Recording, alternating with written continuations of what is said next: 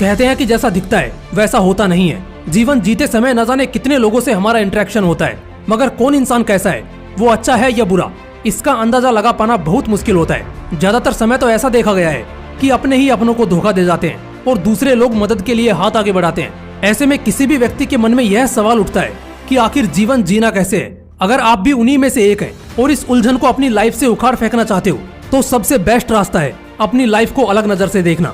जब तक आप अपनी लाइफ में चल रहे प्रॉब्लम्स को, उलझनों को अपने ऊपर हावी रखोगे, तब तक आप कभी भी जीवन को अपने मुताबिक नहीं जी सकोगे। बड़ी से बड़ी प्रॉब्लम में भी अगर लाइफ को उलझनों का घर न समझकर लाइफ की तरह ही जीना है तो सबसे बड़ी जरूरत है अपने एटीट्यूड को चेंज करने की। मैं ये बिल्कुल भी नहीं कह रहा कि खुद के कैरेक्टर को चेंज करो।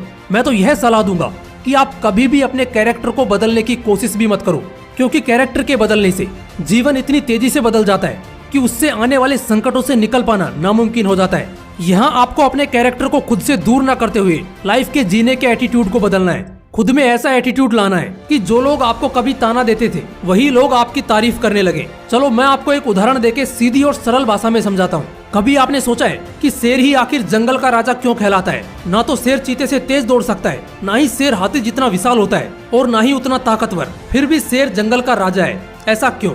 इसका कारण है शेर का एटीट्यूड। हाथी जब जंगल में सैर पर निकलता है तो जंगल में खास हलचल देखने को नहीं मिलती, मगर जब शेर निकलता है तो पूरा जंगल उसके रुख से सहम जाता है। हाथी और शेर जब आमने सामने आ जाते हैं तब बलवान होके भी हाथी खुद का बचाव करने का एटीट्यूड फॉलो करता है, लेकिन वहीं पर अगर शेर भूखा होगा तो हाथी पर हमला करने से जरा भी नहीं हिचकिचाएगा, क्योंकि उसे पता है कि एक बार ज्यादा मेहनत करके उसे बहुत सारा खाना मिलने वाला है। यही तो है एटीट्यूड का कमाल। अगर आपका एटीट्यूड भी शेर जैसा हो तो घंटा फर्क नहीं पड़ता कि आपके ऊपर कितने संकट के बादल मंडरा रहे हैं, आपकी लाइफ पॉजिटिविटी के साथ आगे बढ़नी ही है। इंसानी सभ्यता के हजारों सालों के इतिहास में हजारों बड़े बड़े सम्राट, बड़े बड़े योद्धा आए और चले गए। उनमें से ज्यादातर लोगों ने कोई ऐसा काम नहीं किया कि जिससे कोई उन्हें याद रख पाए, मगर कुछ चुनिंदा योद्धाओं ने मरने के बावजूद अपने काम और अपनी कुछ गजब की विशेषताओं के कारण अपना नाम सदा के लिए अमर कर दिया। जिनमें सबसे पहला नाम आता है भारत के सबसे महान राजा छत्रपति शिवाजी महाराज का। जो कारनामे इन्होंने किए थे, सच बता रहा हूँ, उनको सुनने के बाद रोंगटे खड़े हो जाते हैं। ना तो ये बेहद बलशाली थे और ना ही इनके पास ज्यादा सेना थी। इसके बावजूद उन्होंने मुगलों की हुकूमत को हिलाकर रख दिया था। लेकिन कैसे? इसका सबसे पहला जवाब है शिवाजी महाराज की बुद्धि। वो बहुत बड़े कदकाठी के व्यक्ति नहीं थे, मगर उनके विचार करने की क्षमता और उनकी कूटनीति का कोई सानी नहीं था। कभी कभार होशियार होने के बावजूद इंसान हार जाता है, लेकिन शिवाजी महाराज के पास बुद्धि के अलावा एक और बहुत बड़ी चीज थी, वो था उनका एटीट्यूड।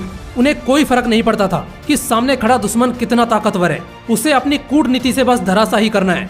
उन्हें किसी भी बात का डर नहीं था। इसी एटीट्यूड की बदौलत शिवाजी महाराज ने महान मराठा साम्राज्य की नींव रख दी और आगे जाकर मराठा साम्राज्य इतना बड़ा हुआ कि उसकी किसी ने कल्पना भी नहीं की थी।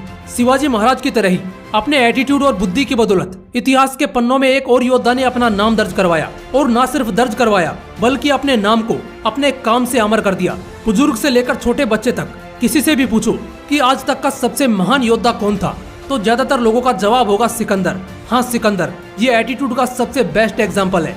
सिकंदर उस आंधी का नाम था जिसने अपने से कई गुना ताकतवर और बड़े साम्राज्य को अपने हार न मानने के एटीट्यूड से घुटनों पर खड़ा कर दिया। कई ऐसे साम्राज्य थे जिन्होंने बस सिकंदर के नाम से ही बिना युद्ध लड़े हार मान ली।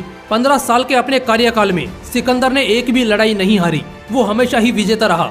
सिकंदर का वजूद ही उसका एटीट्यूड था। उसे कोई फर्क नहीं पड़ता था कि आगे कितना बड़ा और ताकतवर दुश्मन खड़ा है। उसका बस एक ही मकसद होता था कि दुश्मन को कुचलकर अपने साम्राज्य का विस्तार करना है। इसी एटीट्यूड के कारण सिकंदर को सिर्फ सिकंदर नहीं, सिकंदर द ग्रेट कहा जाता है। इसलिए अपना एटीट्यूड हमेशा पॉजिटिव रखो। आगे कितना भी बड़ा चुनौतियों से भरा तूफान क्यों ना खड़ा हो, उससे भागना नहीं है।